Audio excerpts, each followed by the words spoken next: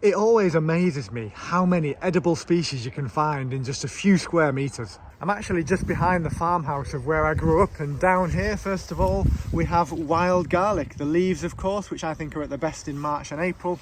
And then we've got the flowers over here of wild garlic. These ones here, absolutely beautiful. And even in June, when the leaves have gone yellow or have even disappeared, you'll have this big, long, fat, juicy stem, which you can still use in soups and pestos or just eat in salads. And you'll also have the seeds, so those flowers will become seeds, which are like little garlic bombs. Absolutely delicious. So you can still harvest wild garlic right through to June in some form. But also growing amongst the wild garlic here is this stuff here, which is a plant that's very closely related to wild garlic. It's in the same allium genus, so it tastes very similar. And it's called few-flowered garlic, also known as few-flowered leek. The flowers, you can see, are pretty much done for the year. They're starting to waste away. But these bulbils here are also lovely and edible. You can use those just like you would clove garlic, but of course you can still eat the whole part of the plant. It's not as common as wild garlic, nowhere near, but when you do find it, you'll find it in huge quantities because it spreads rapidly. It's an invasive species, so not one that you have to worry about eating too much of. You should pick this to your heart's content if you do find it, because we actually technically want rid of it. It does spread and take over our natural habitats, and as such it's even illegal to plant this in the wild. Over here we have got this lovely plant, garlic mustard, also known as hedge garlic. And despite its name, it's actually more closely related to cabbages than it is garlic. And it has a real garlicky and mustardy flavour with a little bit of a bitter aftertaste, I think. People that don't like it liken it to a paracetamol-like aftertaste, but I actually quite like it. I do find that the plant does divide opinion. Some people love it, some people hate it, and some people, like me, kind of just don't mind it. You know, I find it quite nice. I don't love it, but I don't mind it. I'll happily have a few leaves in a salad. You can also make pesto. These flowers will become seeds a little bit later in the year, and then when they're soft you can actually mash them up into a nice mustardy paste. If you like mustard, you'll really like that. And you can even harvest the root of this plant at the end of its second year, and the root is very similar to horseradish, albeit a little bit milder in flavour. Also just over here, it's also in various other places, and down here is this plant here. Now this is Herb Robert. I think it was named after a French monk called Robert, who apparently, I don't know if it's true or not, but apparently he cured loads of people of loads of different diseases using this plant. But it's actually a very good coriander replacement. It's not as strong as coriander, but it's pretty similar. It's probably the closest you'll get in the wild to a coriander-like leaf. So I just use it in exactly the same way as a herb or in salads. And another quite interesting use for it is that if you actually crush up the leaves of this plant and spread it over you, rub it on you, it actually acts as a natural insect repellent. Probably not as good as DEET, but far better for you. What else have we got? Well, up here we've actually got a beech tree, and there's nothing on this yet that we can eat because the leaves have not even come out. But when the leaves do come out and they're young in spring and they're soft and translucent, you can actually eat the leaves of the beech tree. They're one of my favourite tree leaves because they have quite a decent flavour, a nice citrusy taste. You can make beech leaf crisps from them, which I've done a video about before. You can also put them into salads and sandwiches.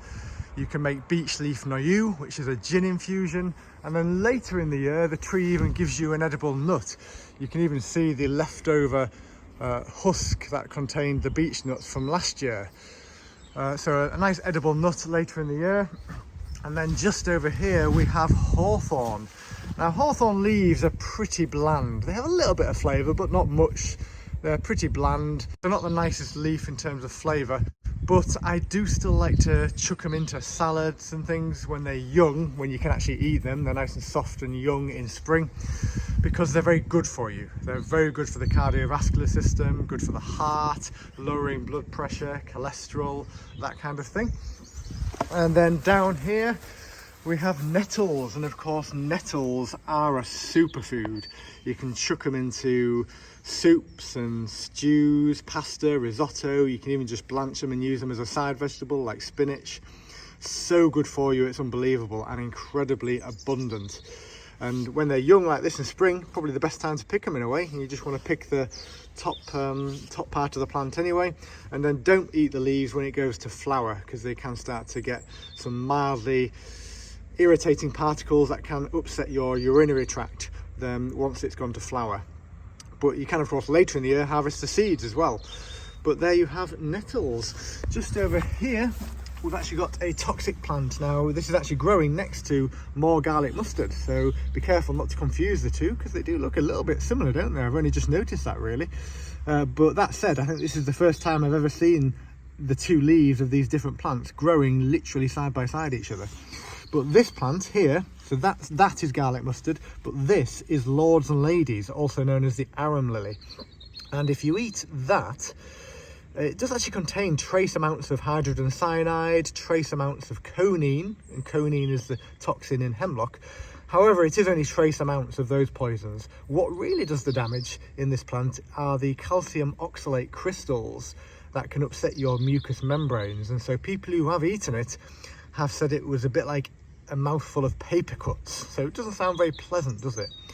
And the worst injuries I've heard of is people used it as camping, well, like toilet paper when they've been wild camping, and obviously succumbed to some nasty injuries in the backside area. Also down here we have dandelions down there. So there's the flower and there's the leaves, dandelion. All parts of it are edible, although I find it quite bitter, so it's not one that I generally eat. Apart from the root, I do like the root to make a coffee. That's my favourite use, personally, of the dandelion plant, is to make a dandelion root coffee, which is caffeine free.